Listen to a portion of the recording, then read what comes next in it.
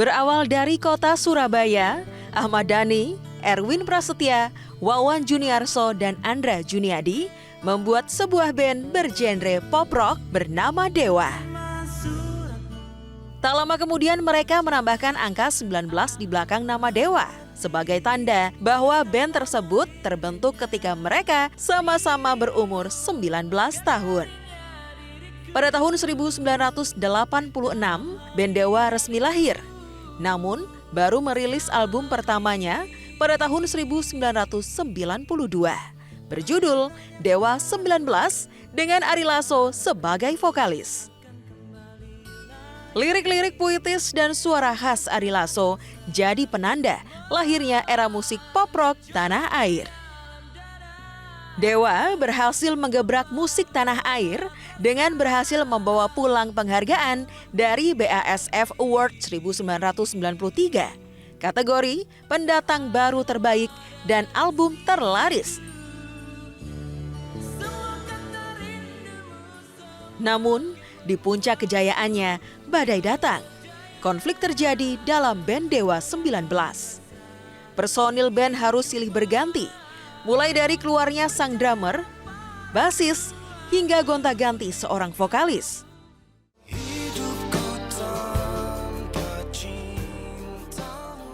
Meski sering berganti personil, Dewa 19 masuk ke dalam daftar The Immortals 25 artis Indonesia terbesar sepanjang masa oleh majalah Rolling Stone.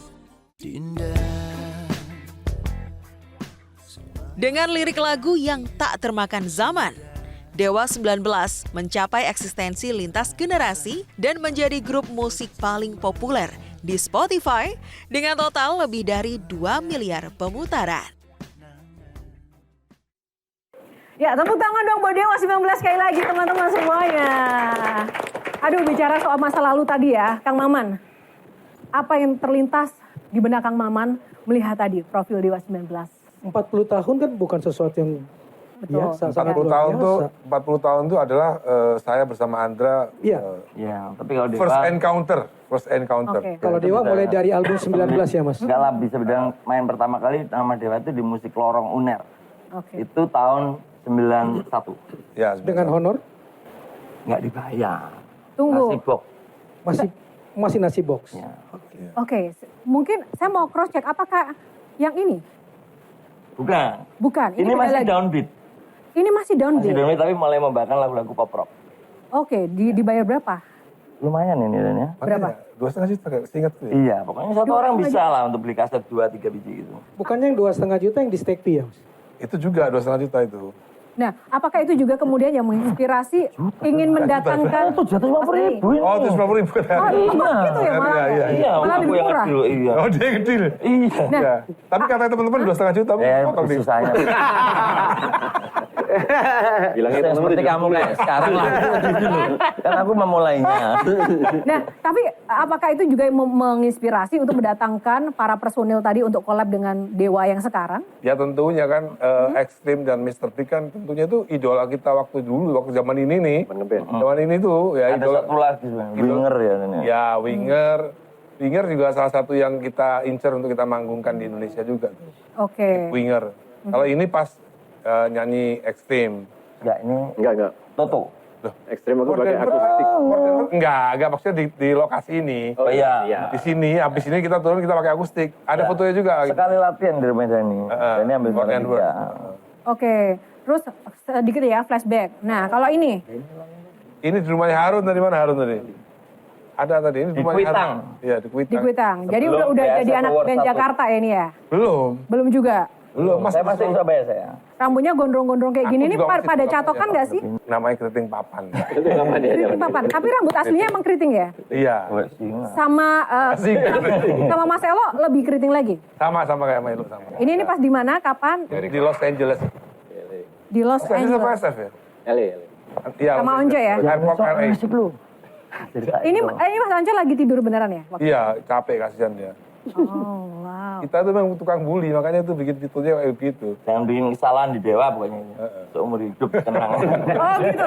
Oh jadi karena ada kesalahan yang dilakukan. Ya tidur Oh sembarangan. enggak ya, oh enggak gitu. Karena tidur sembarangan. Oh gitu, Bahaya. sembarangan. Nah kembali ke Kang Maman. Jadi apa Kang Maman, satu kata yang mencerminkan Dewa dalam kacamata Kang Maman tadi?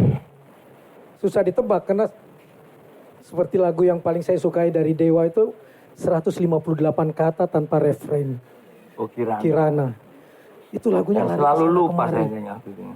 Ada 158 kata. Coba cari lagu Indonesia yang 158 kata di luar Indonesia Raya. 158 kata ya? Sebagai 158 kata dan album pertama yang dalam sebulan terjual 250 ribu itu kan Mas? 370. 370. Oke. Dan itu lagu pertama, single pertama yang meledak. Iya. Kalau Mas Indu sebagai anak Gen Z ngelihat Dewa 19 sekarang, Oh, Gen Z ya?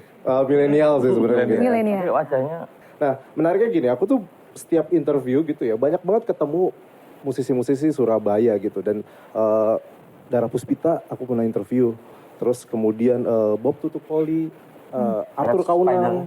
Nah ini menariknya kalau aku ngelihat ke belakang gitu ya dari musiknya yang ada di Surabaya, aku berpikir ada dua. Apa jadinya kalau Ahmad Dhani, Ari Lasso dan Mas Andre yang ada sekarang gitu ya, tidak lahir di Surabaya. Dan yang kedua, apa jadinya kalau misalkan Dewa ini tidak membawakan musik pop rock? Karena aku berpikir selalu kayak Mas Dhani ini sebenarnya influence-nya jazz banget, Pat Metheny segala macam gitu-gitu. Nah, apakah juga sebenarnya orientasinya ke sana? Karena jadi pembaharu, Mbak Kak Yo. Pembaharu dalam artian band. Kalau Surabaya itu kalau nggak jazz ya metal banget. metal banget, Bubi Chan segala macam jazz. Kok jazz banget Jeko ya? Semana jazz banget gitu, Surabaya semua. Nah, ini nih pembaharu gitu. Aku kadang berpikir ini nakal aja Mas ya Dani ya. Sorry nih gitu. Kalau Mas Dani mainnya mungkin sejago Bubi Chan gitu ya, mungkin jadi band jazz gitu. Iya, Sebenarnya gimana tuh Mas? Gak sejago Bu bicara, saya pengennya main jazz. Nah, ini justru menarik juga. Kan kalau dilihat dari taste musiknya, masing-masing personel kan kadang juga punya Iya. aliran masing-masing ya. Seandainya ada perbedaan, Mas Dhani udah aransemen, tapi kalau misalnya ada member yang nggak setuju tuh gimana? Dengan aransemen, Ya, remake lagunya gitu. Sebenarnya kalau aransemen tuh gini ya. Jadi Once itu dulu pernah ngomong sama aku, sedikit protes juga. Dewa drumnya jangan di-replace dong. Ya agak susah ya kalau yang nggak paham ya. Di-replace itu drumnya ditambah, di make up. Drumnya itu di make up gitu. Sehingga setengah agak mesin dikit. Gitu. Setengah agak mesin soundnya gitu kan. Dia maunya, Dewa tuh, maunya Once, Dewa tuh mainnya drumnya polos. Suara drum beneran gitu loh.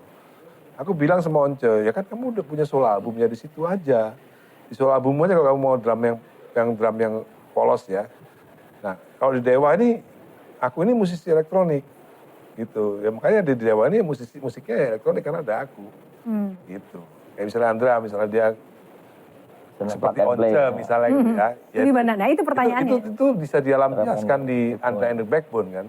Oh, Gitu. jadi tetap yang lain yang harus mengalah gitu Mas Dhani? Bukan yang harus mengalah, ya, yang lain harus menerima bahwa ada Ahmad Dhani yang memang jiwanya elektronik.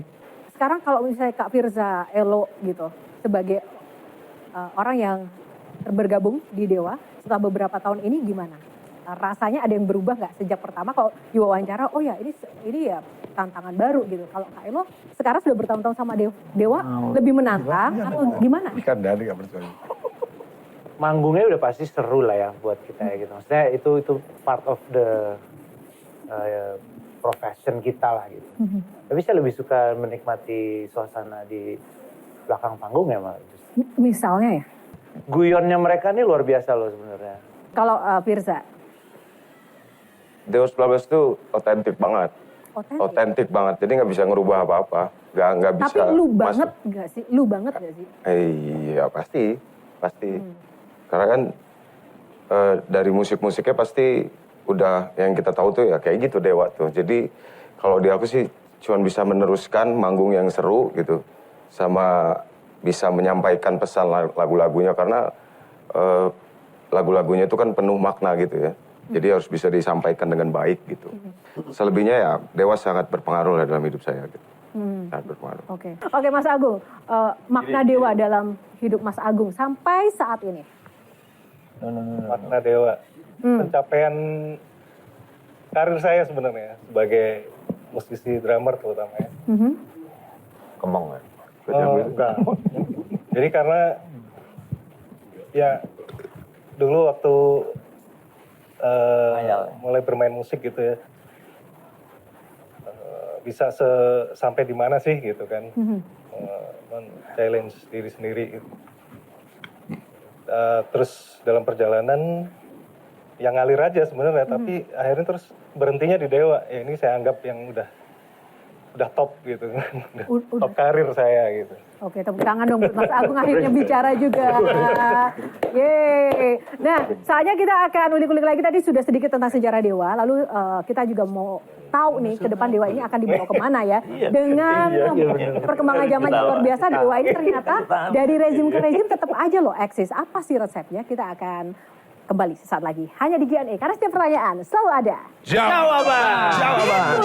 Gitu dong. Oke. Ini satu band yang ini loh, nggak ada yang titik singgung yang pernah keluar.